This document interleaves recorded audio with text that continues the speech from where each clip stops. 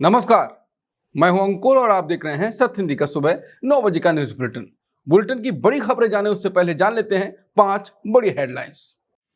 America में फंसा अडानी का केस, मामले को खारिज करने से जज ने किया इनकार।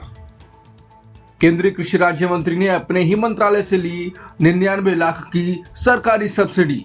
कमर्शियल खेती योजना का फायदा मंत्रियों के बाद वरिष्ठ आईएएस अधिकारी के परिवार ने भी उठाया। राम मंदिर दान में गड़बड़ी के आरोपों पर वीएचपी ने की निष्पक्ष जांच की मांग। और मुझ में सिंगापुर के जहाज पर ईरानी ड्रोन हमले के बाद अमेरिका की जवाबी कार्रवाई।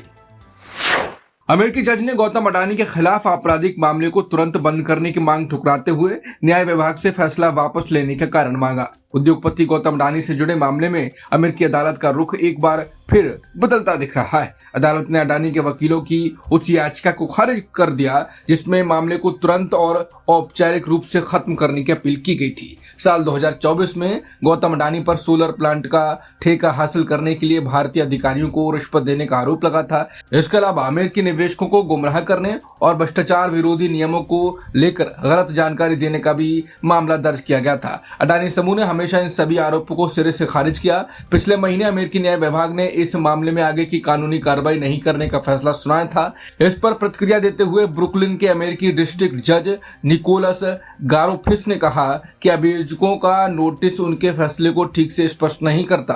अदालत का मानना है कि सरकार द्वारा दिया गया संक्षिप्त और अस्पष्ट बयान किसी भी निष्कर्ष पर पहुंचने के लिए काफी नहीं है। जज ने न्याय विभाग को इस मामले पर पूरी जानकारी जमा करने के लिए 13 जुलाई तक का समय दिया है। कानूनी जानकारों का कहना है कि जब तक जज औपचारिक आदेश नहीं देते तब तक ये आरोप आधिकारिक तौर पर लंबित रहेंगे। इस घटनाक्रम को ट्रंप के लिए भी झटका माना जा रहा है। आरोप है कि ट्रंप अडानी समूह को राहत दिलाने के पक्ष में थे। दावा किया जा रहा था कि इसके बदले में उनसे और उनके राजनीतिक समर्थक प्रधानमंत्री मोदी से कुछ प्रतिबद्धताओं की उम्मीद की जा रही थी। हालांकि इस मुद्दे पर अदालत ने फिलहाल कोई राहत नहीं दी है और मामला आगे बढ़ेगा। प्यू रिसर्च सेंटर के 2026 के ताजा सर्वे में अमेरिका के प्रति भारतीयों की पसंद गिरकर 45% तक पहुंच गई है, जो पिछले 25 सालों में सबसे कम है। इसके उलट अमेरिका को नापसंद करने वालों का आंकड़ा 31% तक पहुंच गया है। पिछले 25 सालों में सबसे बड़ा नकारात्मक रिकॉर्ड है। राष्ट्रपति ट्रंप की कार्यशैली को लेकर भी भारतीयों का भरोसा काफी कम हुआ। महज 39% भारतीयों ही मानते हैं कि ट्रंप अंतर्राष्ट्रीय मामलों में सही फैसले ले रहे हैं। पिछले साल के आंकड़ों से तुलना करें तो ये बदलाव बहुत तेजी से आया है। पिछले साल अमेरिका को पसंद करने वालों का परसेंटेज 54 था। अगर पिछले राष्ट्रपतियों की बात करें तो जॉर्ज डब्ल्यू बुश और बराक ओबामा के समय भारत में अमेरिका की लोकप्रियता काफी ऊंची रही थी। साल 2009 में जब बराक ओबामा राष्ट्रपति बने थे तब उन्हें 77% भारतीयों का समर्थन मिला था। इसके बाद जो बाइडेन के कार्यकाल में भी लोकप्रियता का ग्राफ ठीक ठाक रहा था, लेकिन ट्रंप के मौजूदा कार्यकाल में स्थिति एकदम उलट हो गई है।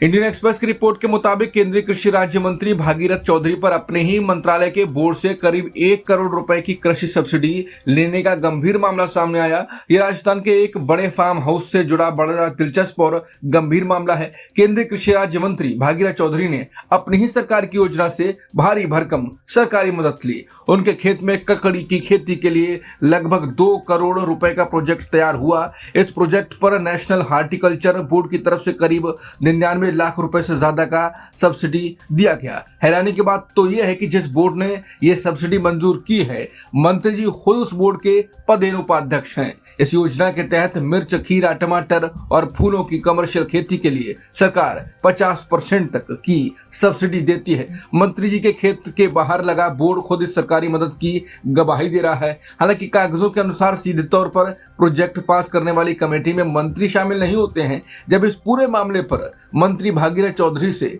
सवाल पूछा गया तो उनके दफ्तर ने कोई भी जवाब देने से साफ इनकार कर दिया। अखबार की रिपोर्ट के मुताबिक मंत्री जी ने इसके लिए बैंक से 1.5 करोड़ रुपए का लोन लिया था। जांच में यह भी पता चला कि साल 2018 में भी उन्होंने ऐसा ही आवेदन किया था, जो किसी कारण रद्द हो गया था। केंद्रीय कृषि मंत्रालय की कमर्शियल खेती योजना के तहत एक वरिष्ठ आईएएस अधिकारी के परिवार को भी 1 करोड़ से ज्यादा की सब्सिडी मिलने का खुलासा हुआ है। सरकारी योजनाओं में धांधली का एक और बड़ा मामला सामने आया है। कृषि मंत्रालय की कमर्शियल खेती की योजना का फायदा सिर्फ मंत्रियों ने ही नहीं उठाया है, वरिष्ठ आईएएस अधिकारी नरेश पाल गंगवार के परिवार वाले भी इसके लाभार्थी निकले हैं। वो केंद्र सरकार के पशुपालन और डेयरी विभाग में सचिव पद पर तैनात हैं। उनके परिवार में मां, पत्नी और बेटे को मिलाकर कुल 1,16,00,000 रुपए से ज्यादा की सब्सिडी दी गई है। ये पूरा खेल नेशनल हॉर्टिकल्चर बोर्ड की उसी योजना के तहत खेला गया है। नियम के अनुसार एक परिवार को अधिकतम 1 करोड़ रुपए तक ही सब्सिडी मिल सकती है, लेकिन इस परिवार ने नियम का तोड़ निकालते हुए 3 अलग अलग सदस्यों के नाम पर पैसे लिए। खास बात यह है कि इस भारी भरकम सरकारी मदद की जानकारी उन्होंने अपनी सालाना संपत्ति के ब्यौरे में भी नहीं दी। जब इस बारे में आईएएस अधिकारी से सवाल किया गया तो उन्होंने बस इतना कहा कि सेवा नियमों के तहत उन्हें केवल बड़ी संपत्ति की जानकारी देनी होती है। इस तरह के मामलों से साफ होता है कि किसानों के लिए बनाई गई योजनाओं का फायदा बड़े अधिकारी और रसूखदार लोग उठा रहे हैं। अयोध्या राम मंदिर में मिले दान के गबन के मामले में 8 आरोपियों को गिरफ्तार कर 29 जून तक न्यायिक हिरासत में भेज दिया गया है।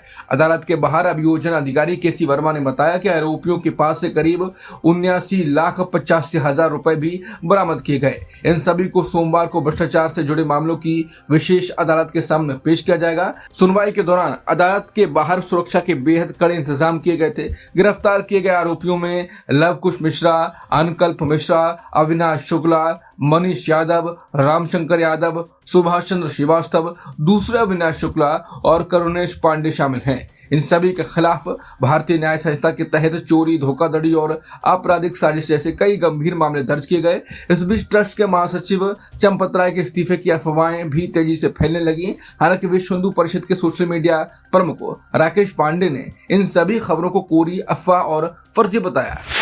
राम मंदिर दान में गड़बड़ी के आरोपों पर वीएचपी ने निष्पक्ष पुलिस जांच और दोषियों को सजा देने की मांग की है। उन्होंने एनडीटीवी से बातचीत में कहा कि सच सामने लाने के लिए पुलिस को जल्द और निष्पक्ष जांच करनी चाहिए। जो भी लोग इस मामले में दोषी पाए जाएं, उन्हें तुरंत जेल भेजा जाना चाहिए। उनका मानना है कि ऐसा होने से मंदिर के प्रति लोगों का भरोसा और ज्यादा मजबूत होगा।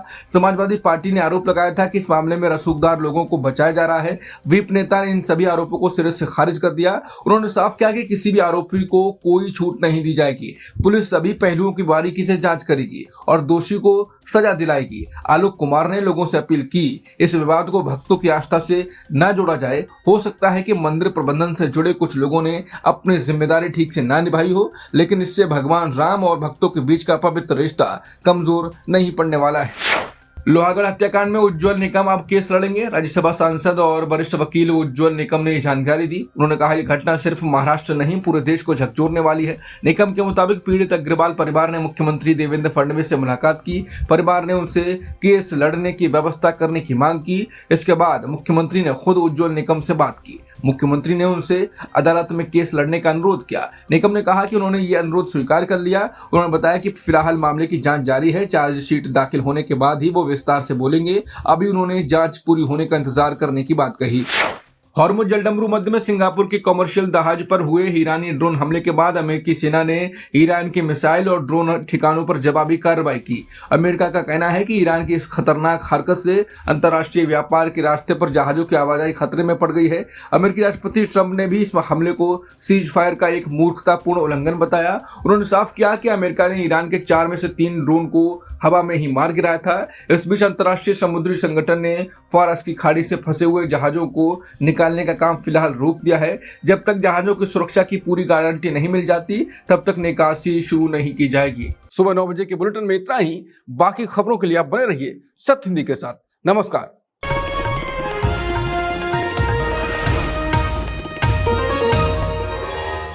Copyright disclaimer under Section 107 of the Copyright Act 1976. Allowance is made for fair use for purposes such as criticism, comment, news reporting, scholarship, and research. Fair use is a use permitted by copyright statute that might otherwise be infringing.